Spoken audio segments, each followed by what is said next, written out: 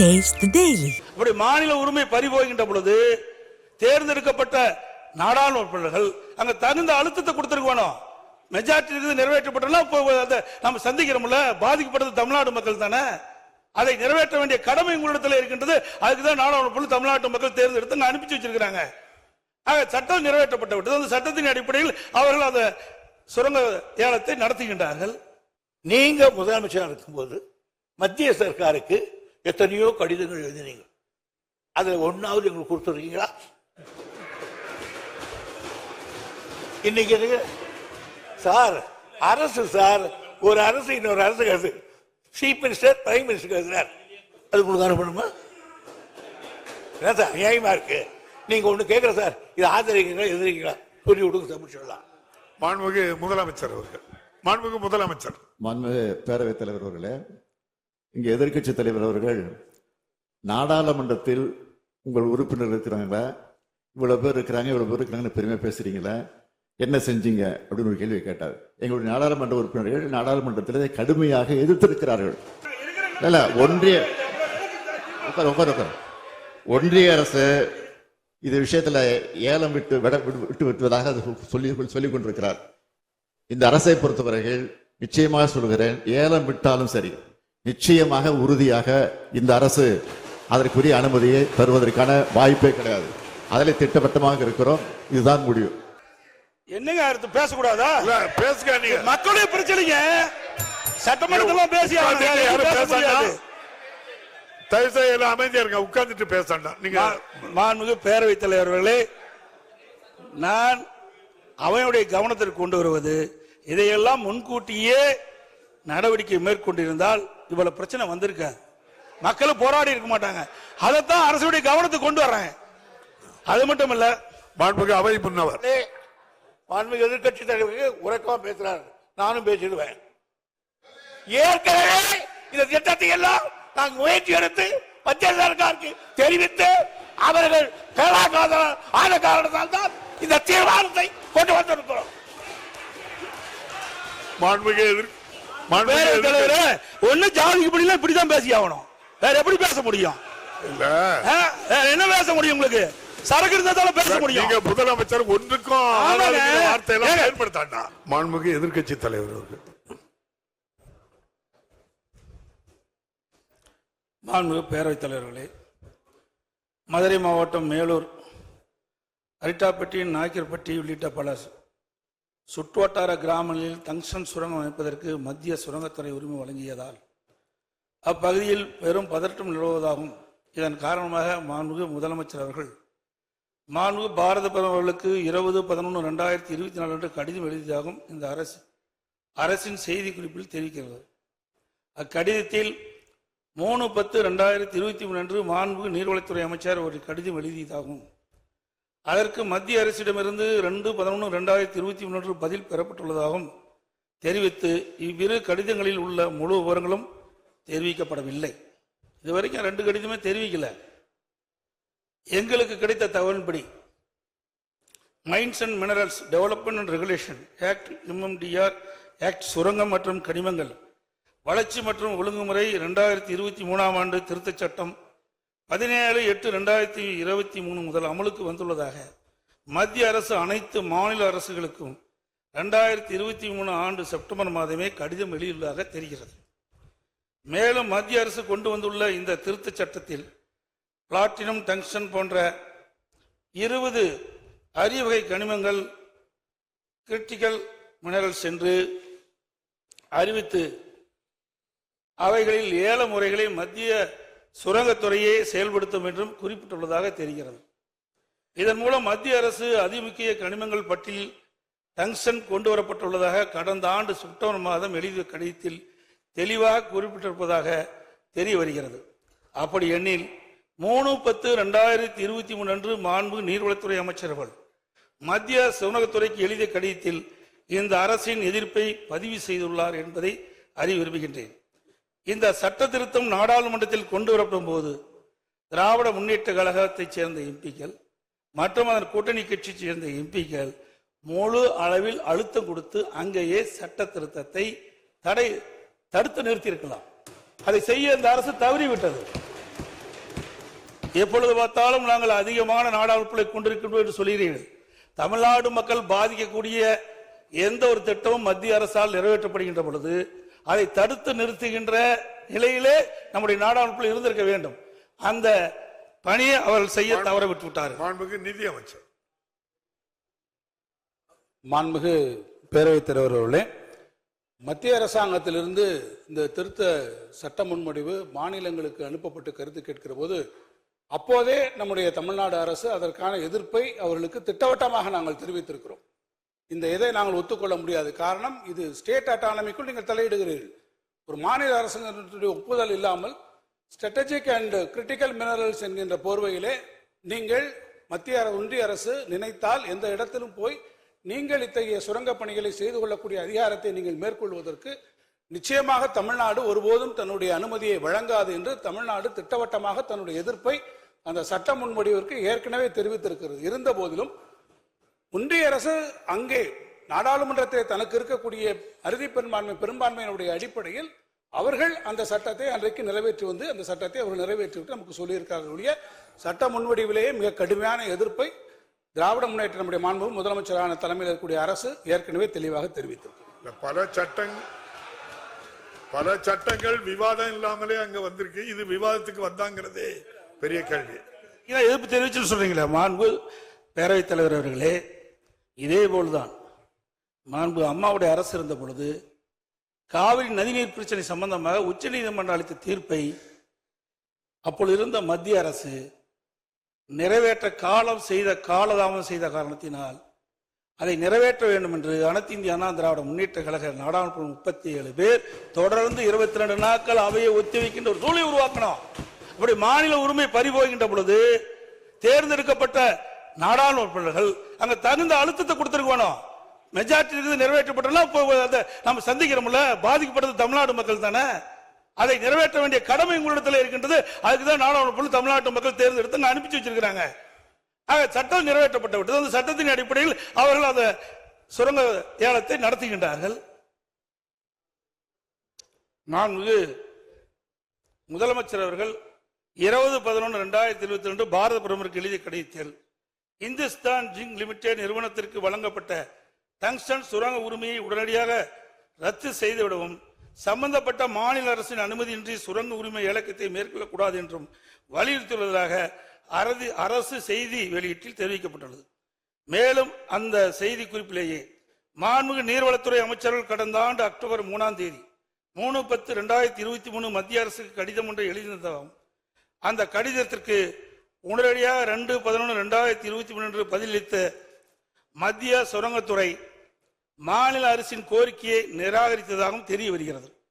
மத்திய நீர்வளத்துறை அமைச்சர் 3/10/2023 கடிதமும் அதற்கு மத்திய சுரங்கத்துறை அமைச்சர் 2/11/2021 பதில் கடிதங்கள் வழங்கப்பட்டதில் அதன் முழு உரம் இதுவரைக்கும் தெரிவிக்கல.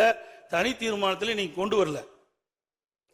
மேலும் மத்திய அரசு இந்த ஆண்டு 2024 பிப்ரவரி டங்ஸ்டன் சுரங்கத்திற்கு ஒப்பந்த வெளியிட்ட பொழுது இந்துஸ்தான் ஜிங்க் லிமிடெட் நிறுவனம் டங்ஸ்டன் சுரங்க உரிமையை இறுதி செய்யப்படும் வரை, அதாவது 7/11/2024 வரை சுமார் 10 மாதங்கள் இந்த அரசு அமைதியாக இருந்துள்ளது. ஏன்னா 10 மாத காலம் இடைவெளி இருக்குது. அப்பொழுதாவது தங்களுடைய எதிர்ப்பை தெரிவிச்சிருக்கலாம். அது வரைக்கும் தெரிவிக்கவில்லை. ஒப்பந்த புள்ளி கோருவதை கைவிடுங்கள் என்று மாநில அரசு மத்திய அரசை கோரவில்லை என்று மத்திய சுரங்கத்துறை தனது எக்ஸ் பக்கத்தில் தெளிவாக குறிப்பிட்டிருக்கின்றது. ஆகவே மாநில அரசு உரிய நேரத்தில் மத்திய அரசுக்கு தங்களுடைய கருத்துக்களை தெரிவிக்காத காரணத்தினால் இப்படிப்பட்ட நிலைமைக்கு நாம் தள்ளப்பட்டிருக்கின்றோம். 3/10/2023 அதாவது கடந்த ஓராண்டிற்கு முன்பே மத்திய அரசு மாநில அரசு கடிதம் எழுதியதாகும். மாநில அரசின் கோரிக்கையை மத்திய சுரங்கத்துறை நிராகரித்ததும் உள்ள செய்திகள் மதுரை மாவட்ட மக்களுடைய கவனத்திற்கு சென்றவுடன் அப்பகுதி மக்கள் ஆர்ப்பாட்டத்திலும் போராட்டத்திலும் இறங்கியதன் விளைவாகத்தான் மத்திய சுரங்க அமைச்சம் டங்ஸ்டன் சுரங்கம் அமைப்பதற்கு ஒப்பந்த புள்ளி கோரி ஏலம் இறுதி செய்யப்பட்டு டங்ஸ்டன் சுரங்க உரிமை வழங்கும் வரை அமைதியாக இருந்தது இந்த அரசு. திமுக ஆட்சி அமைந்த பிறகு நிறைய இருக்குது, சுருக்கமா நான் சொல்லிடுறேன். கனிம வளத்தை வியாபார நோக்கில் ஊக்குவிக்கும் வகையில் இந்த அரசே 2024-25 ஆண்டு இயற்கை வளங்கள் துறை கொள்கை விளக்க குறிப்பில் பக்க எண் 17 மதுரை மாவட்டத்தில் டங்ஸ்டன் அதிக அளவில் உள்ளதாக தெரிவிக்கப்பட்டிருக்கின்றது. மதுரை, மேலூர், அரிட்டாப்பட்டி, நாய்க்கர்பட்டி உள்ளிட்ட பல சுற்றுவட்டார கிராமங்களில் டங்ஸ்டன் சுரங்கம் அமைந்தால் தங்கள் வாழ்வாதாரம் பாதிக்கப்படும் என்பதை உணர்ந்து பல்லாயிரக்கணக்கான மக்கள் விழித்துக் கொண்டு அவர்கள் சாலை மறியல் போராட்டம், ஆர்ப்பாட்ட போராட்டம் பட்டங்களில் ஈடுபட்டவுடன் இந்த அரசு வேறு வழியின்றி முதலமைச்சர் அவர்கள் பாரத பிரதமருக்கு கடிதம் எழுதியுள்ளதாக தெரிகிறது. மேலும் டங்ஸ்டன் சுரங்கம் அமைக்கப்பட்டால் மேலூரை சுற்றியுள்ள கிராமங்களை கவட்டையம்பட்டி, எட்டிமங்கலம், வள்ளாளப்பட்டி, அரிட்டாப்பட்டி, கிடாரிப்பட்டி மற்றும் நரசிங்கப்பட்டி ஆகிய கிராமங்கள் பாதிப்புள்ளாகும் என்றும்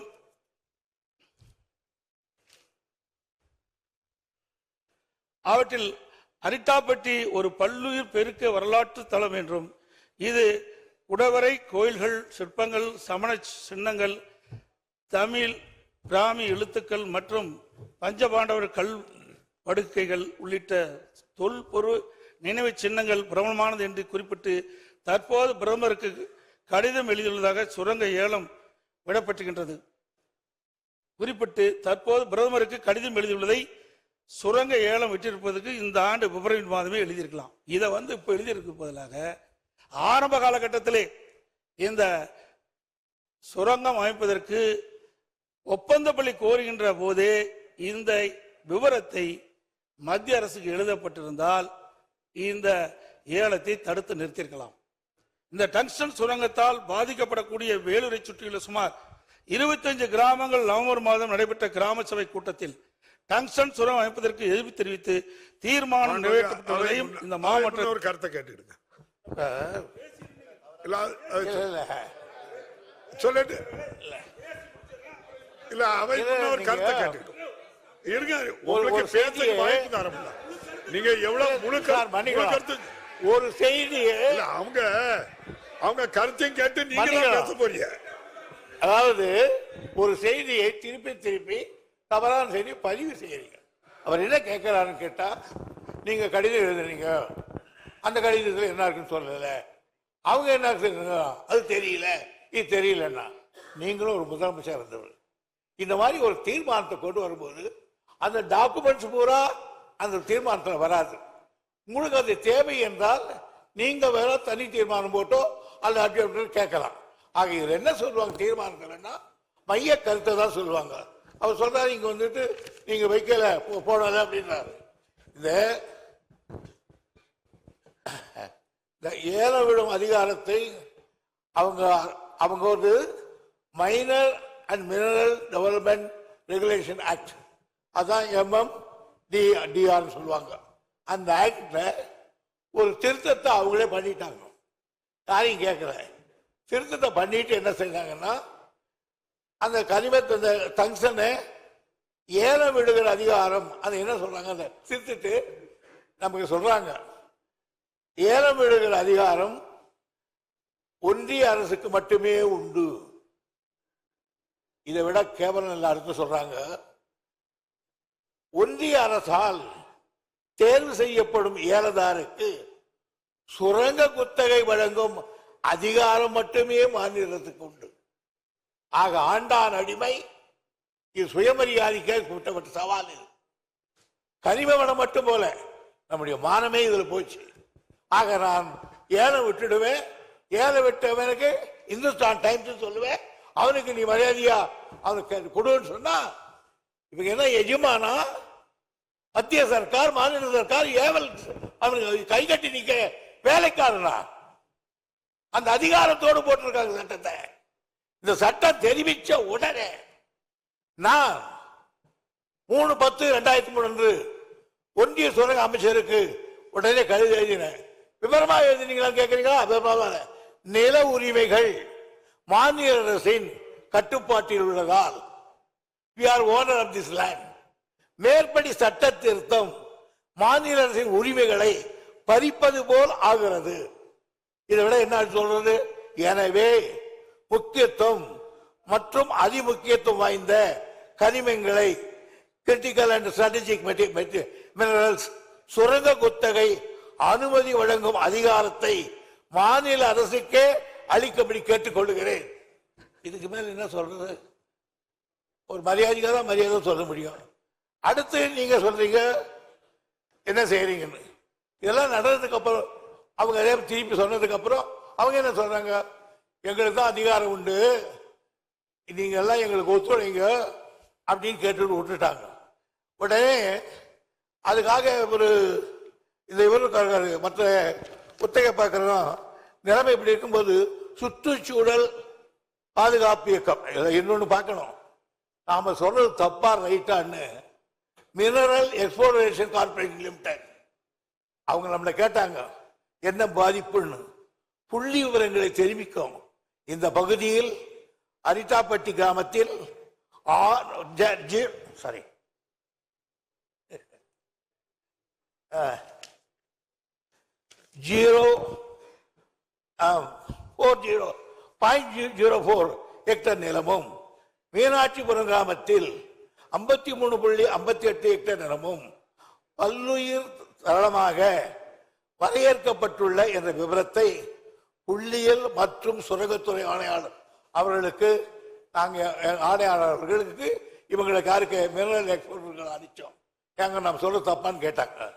அதை கேட்கப்பட்ட பிறகு அதுக்கு அது கூட தள்ளிட்டு அவங்க நாய்க்கம்பட்டியில 24/62 ஒன்றியத்தில் ஏலம் விட்டுட்டாங்க. விட்டுட்டு சொல்றாங்க இந்துஸ்தாண்டிங் நிறுவனத்துக்கு தகுதியான ஏலமாக கருதி இருக்கிறோம், அரசு அறிவிச்சிருச்சு. சுற்றுச்சூழல் பாதுகாப்பில் நம்ம கொடுன்னு கேட்டாங்க. அந்த நேரத்தில் தான் அந்த தமிழ்நாடு சுற்றுச்சூழல் பாதுகாப்பு இயக்க உறுப்பினரான சார் முகிலன் அவர்கள் சில நாய்க்கன்பட்டி பகுதியில் டங்ஸ்டன் தனிமை உரிமத்தை வழங்குவதை எதிர்த்து அதுக்கு மேல கொண்டு போய் ஒரு தீர்மானத்தை அவர் கூட கொடுத்தாரு. இவ்வளவு நடந்து முடியல, அப்பவும் கேட்கலன்றதுக்கு அப்புறம் தான் நம்முடைய முதலமைச்சர்கள் பிரதமருக்கே ஒரு கடிதத்தை அற்புதமாக எழுதினார். இதுவாது இப்படி டங்ஸ்டன் சுரங்கத்தை கைவிடவே ஒன்றிய சுரங்க அமைச்சருக்கு அறிவுறுத்துமாறு அந்த அமைச்சருக்கு எழுதினேன். தலைவர் என்ன எழுதுறார், முதல்வர் எழுதுறார், பிரதமருக்கு எழுதுகிற கடிதத்தில் இந்த பகுதியிலே டங்ஸ்டன் சுரங்கத்தை திட்டத்தை கைவிட ஒன்றிய சுரங்க அமைச்சருக்கு அறிவுறுத்துமாறு மாண்புமிகு தமிழக முதல்வர் தனது 28/11/2004 கடிதத்தில் குறிப்பிட்டு பிரதமருக்கு கடிதம் எழுதினார். பிரதமரும் பேசாமட்டார். ஏன்? இந்துஸ்தான் லிமிடெட் வேதாந்தா பிரபாகரம் ஆகியனால நாங்க எல்லாத்தையும் செய்யாம நாங்க செய்திருவோம். நீங்களே என்ன பேச போறீங்க சொல்றீங்க? தெரிய வருகிறது. ஏன்னா உங்களுக்கு மெட்டீரியல் இல்ல, தெரிய வருகிறது. ஒரு தப்பா நான் சொல்லல. நீங்கள் முதலமைச்சர் இருந்துங்க, நிர்வாகத்தில் அப்படிதான் இருக்கும். ஒரு தீர்மானத்தை போடுவோம், அவ்வளவுதான். மாண்புமிகு எதிர்கட்சி தலைவர் அவர்கள், மாண்புமிகு பேரவைத் தலைவர்களே, ஒரு மூத்த உறுப்பினர் தன்னுடைய பேச்சில நிறைய சர்ச்சை சொல்றாரு. நாங்க கேட்கறதை நீங்க கடிதம் எழுதியிருக்கிறீங்க, என்ன விவரம் எங்களுக்கு எப்படி தெரியும்? நீ சொன்னா தானே தெரியும். இப்பதான் நீங்க சொல்லி இருக்கிறீங்க, அதனால தெரிய வருதுன்னு நான் சொல்றேன். இதை நீ கிண்டல் அடிச்சு இப்பதானே வருது, இப்பதான் கடிதம் நாங்க அங்க இருந்த கடிதத்தை உங்களுக்கு கொண்டு அனுப்பணுமா? இல்ல அவங்க அதாவது நீங்க சொன்னது அவங்க என்ன சொன்னா தெரிய வருகிறேன்னு தான் நீங்க சொல்ல முடியும். உங்களுக்கு கவனத்துக்கு நாங்க தரலங்கிறத அவை முன்னவர் தெளிவுபடுத்திட்டாங்க. எங்களை பேச விடுங்க பேரவைத் தலைவர்களே. பேரவைத் தலைவர்களே, தாங்கள் எழுதிய கடிதம் எங்களுக்கு எப்படி தெரியும்? நீங்கள் அதை வெளியிட்டு எங்களுக்கு தெரியும். அதான் தெரிய வருகிறது நான் சொல்றேன். தெரிய வரி சொல்ல விளக்கம் நீங்க சொல்லி இருக்கிறீங்க. அதைத்தான் அவங்க பதிவு பண்ணாங்க. நீங்க இப்படித்தான் எழுத முடியும்னு சொன்னாங்க. அவை எதிர்கட்சி தலைவர்கள் அனுபவமிக்கவர், முதலமைச்சர் இருந்தவர், அமைச்சராக இருந்தவர். நீங்க முதலமைச்சராக இருக்கும்போது மத்திய சர்க்காருக்கு எத்தனையோ கடிதங்கள் எழுதினீங்க. அதுல ஒன்னாவது எங்களுக்கு கொடுத்துருக்கீங்களா? இன்னைக்கு சார் அரசு சார் ஒரு அரசு இன்னொரு அரசு சீஃப் மினிஸ்டர் பிரைம் மினிஸ்டர் எழுதுறார், அது உங்களுக்கு அனுப்பணுமா? சார் நியாயமா இருக்கு. நீங்க ஒண்ணு கேட்கற சார், இது ஆதரிக்கிறீங்களா எதிர்க்கிறீங்களா சொல்லி விடுங்க சார், சொல்லலாம். மாண்புமிகு முதலமைச்சர் அவர்கள், மாண்புமிகு முதலமைச்சர், மாண்புமிகு பேரவைத் தலைவர் அவர்களே, இங்கே எதிர்க்கட்சி தலைவர் அவர்கள் நாடாளுமன்றத்தில் உங்கள் உறுப்பினர் இருக்கிறாங்களா, இவ்வளவு பேர் இருக்கிறாங்க, இவ்வளவு பேர் இருக்கிறாங்கன்னு பெருமையா பேசுறீங்களா, என்ன செஞ்சீங்க அப்படின்னு ஒரு கேள்வி கேட்டார். எங்களுடைய நாடாளுமன்ற உறுப்பினர்கள் நாடாளுமன்றத்தில் கடுமையாக எதிர்த்திருக்கிறார்கள். நான் கூட எதிர்க்கட்சி தலைவர் ஒரு ஆதாரமாக பேச மாட்டார் என்று கூட அமைதியாக இருந்தேன். ஆனால் இப்பொழுது நான் விவரத்தை கேட்டு ஆதாரத்தோடு சொல்லுகிறேன். எங்களுடைய நாடாளுமன்ற உறுப்பினர்கள் கடுமையாக அதை எதிர்த்திருக்கிறார்கள். அது மட்டுமல்ல, அங்கே போராட்டத்தில் ஈடுபட்ட நேரத்தில் அந்த மாவட்டத்தில் அமைச்சராக இருக்கக்கூடிய மூர்த்தி அவர்கள் நேரடியாக சென்று அவர்களுக்கு இந்த போராட்டத்தினுடைய தன்மையை பற்றி அறிந்து கொண்டு அதை நிறுத்துங்கள், உங்களுக்கு ஆதரவாக இந்த அரசு இருக்கும் என்று சொல்லி, அதற்கு பிறகு முதலமைச்சரை கடிதம் எழுதியிருக்கிறார் என்ற விவரத்தையும் சொல்லி, சட்டமன்றத்தில் இது போன்ற தீர்மானத்தை நான் கொண்டு வரப்போகிறோம் என்பதையும் அந்த போராட்டத்தில் ஈடுபட்டிருக்க சொல்லி, அதற்கு பிறகுதான் இந்த தீர்மானம் வந்திருக்கிறது என்பதை நம்முடைய எதிர்க்கட்சி தலைவர்கள் புரிந்து கொள்ள வேண்டும் என்பதை தெரிவித்துக் கொள்கிறேன். மாண்புமிகு அவை முன்னவர். மாண்புமிகு எதிர்க்கட்சி தலைவர் கூட திமுக எதிர்க்கவில்லைன்னு சொல்ல, தெரிகிறது சொன்னார். எதிர்க்கவில்லை என்று தெரிகிறது, அதே சொல்றீங்களா சார் நீங்களா சார்? மாண்புமிகு எதிர்க்கட்சி தலைவர். மாண்புமிகு பேரவைத் தலைவர்களே, நீங்க கடிதம் எழுதியிருக்கிறீங்க, அதுல என்ன வாசனை எங்களுக்கு என்ன தெரியும், என்ன விவரம் தெரியும், அதனாலதான் தெரிய வருகிறேன்னு சொல்றேன். ஆகவே ஒரு பொருள் தெரிஞ்சாதானே சொல்ல முடியும். நீங்க கடிதம் மத்திய அரசுக்கு எழுதியிருக்கிறீங்க, என்ன விவரம் எழுதிருக்குன்னு எங்களுக்கு எப்படி தெரியும்? அதாவது மத்திய அரசு உங்களுக்கு பதில் கடிதம் கொடுத்திருக்காங்க, அதுல என்ன விவரம் இருக்கு? இப்ப பிரச்சனை வரங்காட்டி நீங்க பேசுறீங்க, அந்த பிரச்சனை எங்களுக்கு ஆழம் தெரிஞ்சிருக்க வேணும்ல எதிர்க்கட்சிக்கு, அதை நீ வெளிப்படுத்தலையே. நிறைய கடிதங்கிறது இது முக்கியமான பிரச்சனை, மக்களுடைய பிரச்சனை, மக்கள் வாழ்வாதார பிரச்சனை, மக்கள் பாதிக்கப்படுகின்ற பிரச்சனை. அப்படி பிரச்சனை வருகின்ற பொழுது நீங்க தனி தீர்மானம் கொண்டு வருகின்ற பொழுது அந்த விவரம் எதிர்க்கட்சிக்கு தெரிய வேணும்ல, மக்களுக்கு தெரிவிக்கப்பட வேணும்ல. நீங்க தனி தீர்மானம் கொண்டு நிறைவேற்றணும், ஆமாம் போட்டு நாங்க போகணும், எதையுமே சொல்லக்கூடாது, எதையும் விளக்க கேட்க கூடாது. என்னங்க நியாயம்? அவை முன்னவர் உட்காருங்க. இல்ல கோபப்படாதீங்க சார். நான் எழுதிய கடிதத்தில் என்னென்ன தெரிவித்தேன் என்று அதை சொன்னேன். மாண்புமிகு முதலமைச்சர் எழுதிய கடிதத்தில் இந்த தங்கம் அந்த இன்சான் கவுண்ட் கொடுக்க கூடாது என்று அந்த அமைச்சருக்கு அறிவுறுத்துங்கள் என்று அவர் கடிதம் எழுதினார் பிரதமருக்கு. அந்த கடிதத்துக்கு 2 சரத்தையும் கூட்ட சொல்லிட்டேன். நீ இதுக்கு மேல என்ன வேணும்? அது காப்பி வேணுமா?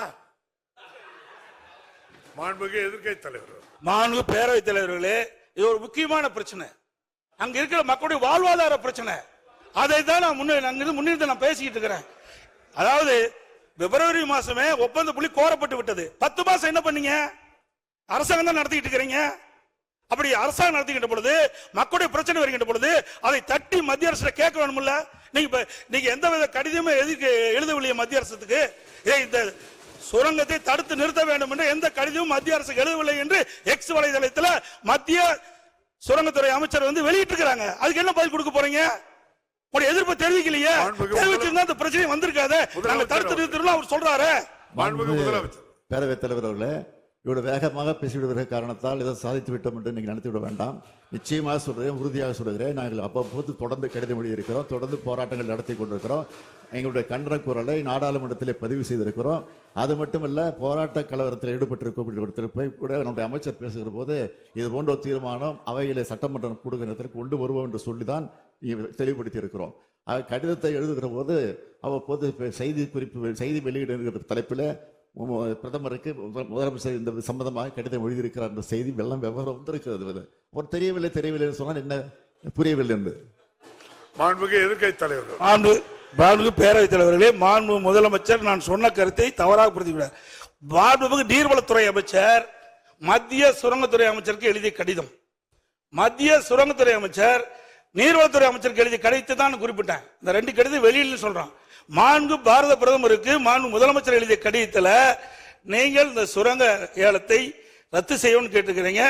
அந்த இது சுரங்கத்துறை அமைச்சருக்கு போய் சுரங்கத்துறை எக்ஸ் வலைதளத்தில் சொல்லியிருக்கிறாங்க. என்ன, நாங்க ஏலம் விடுவதற்கு ஒப்பந்த புள்ளி கோரணும், அப்ப இருந்து 10 மாசம் இருந்தது, ஏன் இதை தடுத்து நிறுத்துவதற்கு நீங்கள் எந்தவித தகவலும் மத்திய அரசு கொடுக்கவில்லை. எக்ஸ் வலைதளத்தில் வெளியிட்டு இருக்காங்க. முதலமைச்சர் எழுதிய கடிதத்திற்கு மத்திய சுரங்கத்துறை அமைச்சகம் பதில் கொடுத்திருக்குது. அதுக்கு தான் நான் கேட்கிறேன், 10 மாத காலம் நீங்க என்ன செஞ்சீங்க? அப்பவே செஞ்சிருந்தா இதை நான் பேசிடுறேங்க. அப்பொழுதே இதற்கு உரிய அப்புறம் நீங்க பதில் எழுதலன்னு கேட்டிருக்கீங்க. இதை அப்பொழுதே தடுத்து நிறுத்திருக்கலாம். அதைத்தான் நான் சொல்ல வரேன். நீங்க 10 மாத காலமாக இந்த அறிவிப்பு வெளிவந்த ஒப்பந்தம் வெளியிட்ட பிறகு டங்ஸ்டன் சுரங்கம் அமைப்பதற்கு ஒப்பந்தமுல்லை கோரப்பட்டு 10 மாத காலமாக நீங்கள் எங்களுக்கு எந்த தகவலும் கொடுக்கப்படவில்லை அப்படி என்று முதலமைச்சர் எழுதிய கடிதத்திற்கு எக்ஸ் வலைத்தளத்தில் மத்திய சுரங்கத்துறை அமைச்சகம் கொடுத்திருக்குது. அதுதான் நான் கேட்கிறேன். அவை முன்னவர் சொல்லுங்க. நீங்க நீர்வளத்துறை அமைச்சர் எழுதினார், முதலமைச்சர் எழுதினார். அவங்க என்ன கடிதம் எழுதினாங்க அப்படின்னு கேட்கிறாரு. எழுதினாங்க. எனக்கு இப்படின்னு தெரிஞ்சிருந்தா அந்த போஸ்ட் ஹவுஸ் முத்திரையோட கொண்டு வந்துருப்பேன். 2/11/2023 அன்று ஒன்றிய சுரங்கத்துறை அமைச்சர் அளித்த பதிலில் உரிய சட்ட திருத்தங்களை மேற்கொண்ட பிறகே இந்த ஏலம் விழுவதாகவும் தேசிய அளவிலான தேவைகளை கருத்தில் கொண்டு மாநில அரசுகள் இந்த கொள்கைக்கு ஒத்துழைக்க வேண்டும் என்று குறிப்பிட்டிருந்தார். இல்லை என்றார். பேரத்தில் அதான் நான் குறிப்பிட்டேங்க. இங்க பேசி பிரயோஜனம் இல்ல, நாடாளுமன்றத்தில் பேச வேணும். நாடாளுமன்றத்தில் கனிம வள திட்டத்தை முதலமைச்சர் நாடாளுமன்றம் கூடி கூடி கலந்துட்டு தான் இருக்க தவிர அங்க தொடர்பு கூட்டம் நடந்ததாக செய்தி வரல இது வரைக்கும் நமக்கு. ஆனா கிடைக்க நேரத்தெல்லாம் பயன்படுத்தி அது எதிர்ப்பு தெரிவிச்சிருக்கிறோம். நாடாளுமன்றம் கூடுகிறது, அதற்கு பிறகு அங்க அவையை ஒத்தி வைக்கப்படக்கூடிய சூழ்நிலை நடந்துகிட்டு இருக்க தவிர தொடர்ந்து நடந்துகிட்டு இல்ல. இது எதிர்க்கட்சி தலைவர் அவர்கள் பத்திரிகையிலையும் படிச்சிருப்பார் நினைக்கிறேன். திடீர்னு ஒரு நாள் ஒரு 100 பில்லை பாஸ் பண்ணி விட்டுருந்தாங்க நாடாளுமன்றத்தில். பேரத்தில் 2023 ஆண்டு நாடாளுமன்றத்திலே கனிம திருத்த சட்டத்தை கொண்டு வந்து 2023 ஆண்டு இப்ப இல்ல மாண்புமிகு பேரவைத் தலைவர் அப்ப எதிர்ப்பு தெரிவிச்சிருக்கிறோம். எதிர்ப்பு தெரிவிக்கல தவறான தகவலை இங்க பதிவு பண்ணிக்கிட்டீங்க. அதை நான் அதுக்கு தெளிவுபடுத்திட்டேன். எதிர்ப்பு தெரிவிச்சிருக்கோம். திமுக சார்பில் அங்க எதிர்ப்பு தெரிவிச்சிருக்கிறோம். சரி மாண்புமிகு பேரவைத் தலைவர்களே, மாநிலத்தினுடைய உரிமை பறிபோகின்ற பொழுது அதற்கு ஏற்றவாறு நாடாளுமன்றத்திலே நம்ம நாடாளுமன்றம் அழுத்தம் கொடுத்திருக்கணும். அவை ஒத்துழைக்கின்ற அளவிற்கு அழுத்தம் கொடுத்தா தான் அது நடக்கும். சட்டம் நிறைவேறியாச்சு. இப்ப சட்டம் நிறைவேறின பிறகு நீங்க தீர்மானம் கொண்டு வந்து என்ன செய்ய போறீங்க சொல்லுங்க. தீர்மானத்தை ஒரு மணி நேரம் பண்ண முடியாது. முதலமைச்சர் சட்டம் நிறைவேறதுன்னா எங்களுடைய ஆதரவு நிறைவேறிச்சு. நாங்க எதிர்ப்பு தெரிவிச்சிருக்கிறோம். அது நாடாளுமன்றத்தில் பதிவாயிருக்கு. எப்படி நிறைவேறதுன்னா நாங்கள தடுத்துக்க முடியுமா? நாங்க மெஜாரிட்டி அவங்க இருக்கும்போது இப்படி பண்ண முடியும் சொல்லுங்க. நீங்களும் அங்க குரல் கொடுத்தோம் நாங்க சபையை நடத்த விடாம பண்ண பல பேர் சொல்லியிருக்கீங்க. அப்ப எல்லாம் சபை அவன் நிறைவேற்ற தீர்மானத்தை தடுத்து நிறுத்திட்டீங்களா? நீங்க சொல்லுங்க. முன்னவர் 2003 சட்டம் நிறைவேற்றாங்க. அது வரை நீ உடனே சொல்லியிருக்க வேண்டாமா? அட்டோன்ஸ் இமிடியட்லி 3/10/2003 அன்று நான் அந்த மத்திய அரசு கடிதம் எழுதியிருக்கிறேன். ஆக நிறைவேற்றினாங்க, தெரிஞ்சது, கடிதம் எழுதணும். மாண்புமிகு எதிர்க்கட்சி தலைவர் அவர்கள். நான்கு பேரவைத் தலைவர்கள் அதை எதிர்க்கு நான் தான் ஆரம்பத்திலே சொன்னேன். பிப்ரவரி 2024 பிப்ரவரி மாதம் டங்ஸ்டன் சுரங்கம் அமைப்பதற்கு ஒப்பந்தம் கோரப்பட்டு 10 மாத காலமாக என்ன செஞ்சீங்க? எதுவுமே செய்யலையே. இப்ப எடுக்கிற நடவடிக்கை அப்போ எடுத்திருந்தா இதை தடுத்து நிறுத்தி இருக்கலாம் நான் சொல்றேன். அது மட்டும் இல்ல, ஒரு சட்டம் மத்திய அரசு கொண்டு வருகின்ற பொழுது மாநில உரிமை பாதிக்கப்படுகின்ற பொழுது அங்க அழுத்தம் கொடுத்தே ஆகணும். அதுக்கு தானே எம்பி போறாங்க. சும்மா நான் எழுத்தேன் நிறைவேறிட்டு அப்புறம் ஏன் கொண்டு வரீங்க? என்ன பிரயோஜனம்? முதலமைச்சர் பேரவைத் தலைவர்களே, அரசுடைய அலட்சியத்தால் இன்றைக்கு அவன் பகுதி மக்கள் பாதிக்கப்படுறாங்க. அதைத்தான் நான் சொல்றேன். அவை முன்னவர் அவர்கள் எதிர்க்கட்சியை கொண்டு சொல்லுகிறேன். இது மாதிரி எதிர்த்தோம். நான் என் கடிதம் எழுதினா, அவர் எழுதினார், சுற்றுச்சூழல் எழுதினார். எதுக்கும் பணியாத காரணத்தால் தான் இந்த மன்றத்துக்கு வந்து இந்த மன்றமே இதை அந்த திட்டத்தை எதிர்க்கிறது, இந்த தீர்மானத்தை ஆதரிக்கிறது கொண்டு வந்திருக்கோம். நீங்க இப்போ என்ன சொல்றீங்க? இந்த திட்டம் நமக்கு தேவையில்லாத ஒண்ணு தானே, சுரங்கம் வரக்கூடாது இல்லையா அப்படின்னா தீர்மானத்தை ஆதரிங்க. இல்ல சுரங்கத்தை வேதாந்தா பக்கமோ நீங்களும் சேர்ந்துக்கிட்டா ஆதரிச்சுக்கோங்க. மாண்புமிகு எதிர்க்கட்சி தலைவர் அவர்கள். மாண்புமிகு பேரவைத் தலைவர்களே, இதுவரை அலட்சியமா இருந்துவிட்டு இப்படி பதில் சொல்வது சரியல்ல.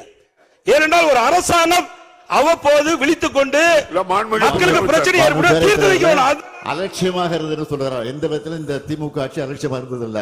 பொது மக்களுடைய பிரச்சனை பொறுத்தவரை நாங்கள் இது வரைக்கும் அலட்சியமா இருந்தது கிடையாது. அலட்சியமா இருந்தங்கிற அவை குறிப்பிலிருந்து நீக்கிறேன். அலட்சியம் வேண்டாம். நான்கு பேரவைத் தலைவர்களே, நீங்க அந்த ஆசனம் அலட்சியம் என்பது நான் தவறா சொல்லல. அலட்சியம் என்பது அது அன்பார்க்க. அதாவது எதுக்கு பேசுறீங்க?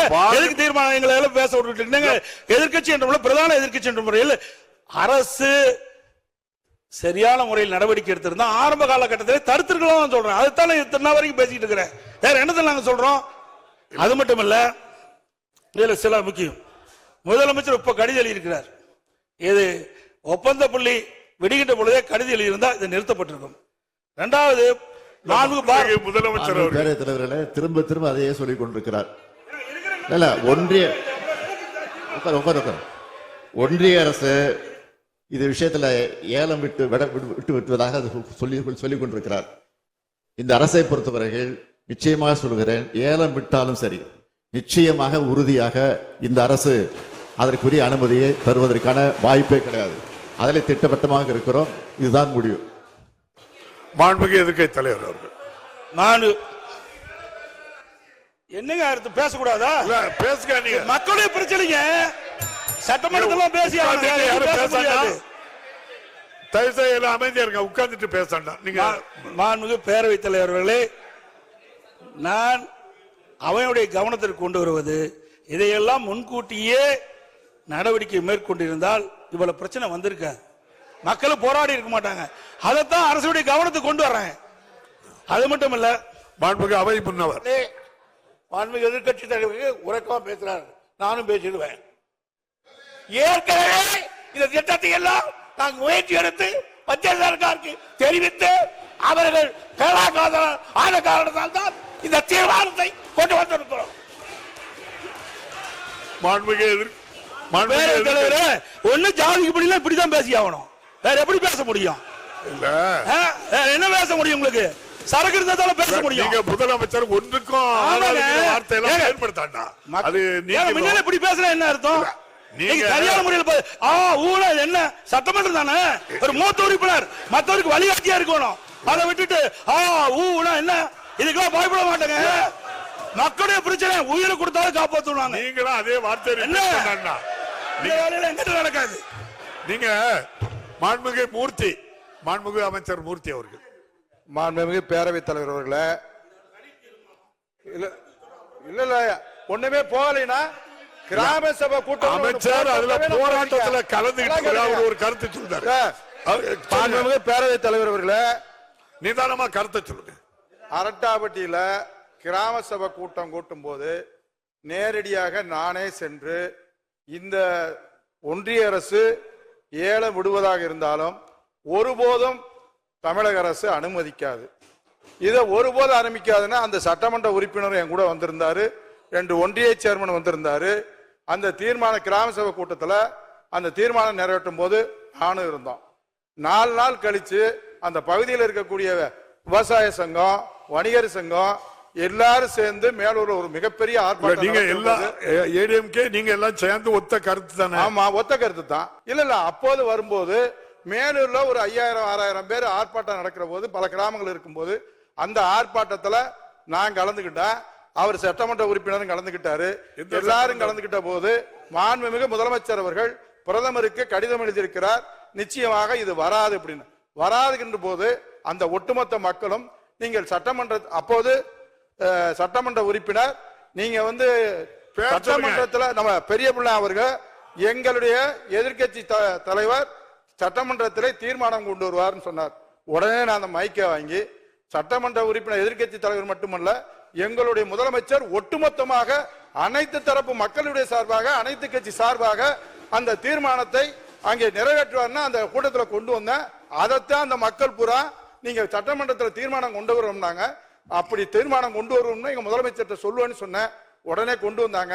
மக்கள் அதைத்தான் விரும்பினாங்க. மக்கள் ஒருபோதும் அங்க நாங்க ஒருபடி மண்ணை கூட அள்ள மாட்டோம்னு சொல்லி அங்க சொல்லிட்டு வந்தோம். அதே இதைத்தான் நாடாளுமன்றத்துல மதுரையினுடைய நாடாளுமன்ற உறுப்பினர் தனி தீர்மானம் கொண்டு வந்து அங்க தனியா ஒரு கோரிக்கை கொண்டு வந்து அதையும் நாடாளுமன்றத்தில் பேசியிருக்காருன்றது வந்திருக்கு. எனவே அங்க மக்கள் எந்த பிரச்சனையும் இல்லைங்க. முதல்ல இருந்துச்சு. அங்க தமிழ்நாடு சர்க்கார் உங்களுக்கு பாதுகாப்பா இருப்போம் உத்தரவாதத்தை தந்ததற்கு பின்னால் எங்கேயும் போராட்டம் இல்லை. அதை காப்பாற்றக்கூடிய அரசாக நம்முடைய முதலமைச்சர் இருக்கிறார். உங்களுக்கு என்றைக்கும் பாதுகாப்பு, கோயில்களையும் சரி விவசாயிகளையும் சரி அங்க இருக்கக்கூடிய மக்களையும் பாதுகாக்கக்கூடிய முதலமைச்சர் இருக்கிறார் என்ற உத்தரவாதத்தை தந்திருக்கிறோம். மாண்புமிகு எதிர்க்கட்சி தடுத்து நிறுத்தி இருக்கிறோம். எல்லாமே இப்ப நீங்க சொல்ல வேண்டிய கருத்துக்கள் எல்லாம் பதிவு பண்ணிட்டீங்க. மாண்பு பேரவைத் தலைவர்களே, இது ஆரம்ப காலகட்டத்திலேயே நடவடிக்கை எடுத்துல தடுத்து நிறுத்திருக்கிறதா சொல்றேன். என்ன கத்துறீங்க? பேரவைத் தலைவர்களே, மறுபடியும் எதிர்க்கட்சிகள் ஆரம்ப காலகட்டத்திலிருந்து ஆரம்பத்துக்கு போயிட்டா இருப்போ நான் திரும்ப திரும்ப ஒன்றை தெளிவாக சொல்கிறேன். நான் முதலமைச்சராக இருக்கிற வரையில் நிச்சயமாக ஒன்றிய அரசு இந்த திட்டத்தை கொண்டு வர முடியாது. அது வந்தால் அதை தடுத்தே தீர்வோம். அதான் திரும்ப திரும்ப சொல்றேன். நான் தமிழ்நாட்டினுடைய முதலமைச்சராக இருக்கிற வரையிலே இது நிச்சயமாக நாங்கள் அனுமதிக்க மாட்டோம். நன்றி. மாண்புமிகு எதிர்க்கட்சி தலைவர். மாண்பு பேரவைத் தலைவரை எதிர்க்கட்சி என்ற முறையில் எங்களுடைய மக்களுடைய பிரச்சனையை அரசுடைய கவனத்திற்கு கொண்டு வருவது எங்களுடைய கடமை. அந்த அடிப்படையில் தான் சொல்றேன். நீங்க அலட்சியமா இருந்த காரணத்தினால்தான் இவ்வளவு பிரச்சனை ஏற்பட்டிருக்குது. நீங்க முன்கூட்டியே சரியான முறையில் நடவடிக்கை எடுக்கப்பட்டிருந்தா அப்பொழுது இவ்வளவு பிரச்சனை வந்திருக்காதுதான் சொல்றேன். ஒண்ணு என்ன, எந்த இடத்துல கூட ஆளுங்கட்சி அதுக்கு சாதகமான ஒரு வார்த்தையை எழுதல, பேசல, அலட்சியமும் இல்ல. பார்லிமெண்ட்லயும் பேசிருக்காங்க. நீங்க என்ன நிறைவா சொல்லுங்க. பேரவைத் தலைவரை நீங்க பதில் சொல்லிட்டீங்க. எல்லாம் மந்திரி சொல்ற பதில் நீங்களே சொல்லிட்டீங்க. பேசுறதையும் நான் சொல்லியிருக்கேன். அப்புறம் பிப்ரவரியிலும் தெளிவா பதிவு பண்ணிருக்கீங்க.